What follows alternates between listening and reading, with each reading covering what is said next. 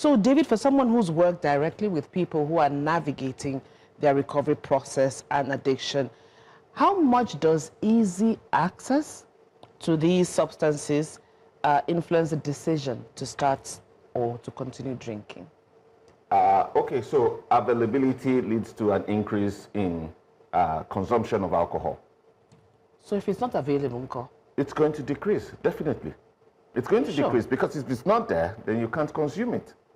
Of course, there are other factors. Good, I was going to get to that. There are other factors we need to put in place when we say availability leads to a decrease, an increase in consumption of alcohol. There are other factors that need to be put in place. However, we've seen that in a controlled environment, when you take out the alcohol and it's not available, then you can't consume it.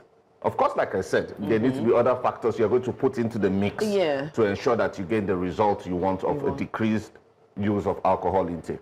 But research has shown that when you take out availability, it decreases the risk and also the early initiation into use, first-time use. So once it's not available, first-time use will not occur. Okay.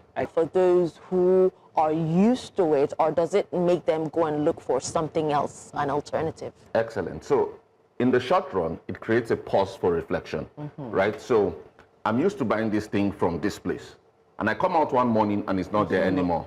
It's going to make me think, it's not there, what do I do? You know, so there's this moment of clarity that you are exposed to that makes you say, okay, this thing is not there, but then I still have the urge, there's still the craving to get something to replace that alcohol I used to consume. So if you look at the situation in the far north, which I've done a lot of work in terms of prevention, we've seen that because alcohol is not readily embraced over there, they have gotten alternatives. Yes, and some of the alternatives are even more dangerous than the alcohol. Exactly. That is what gave birth to the rise of the codeine addiction. Because they say in our religion, alcohol is not allowed. It's haram. It's a taboo.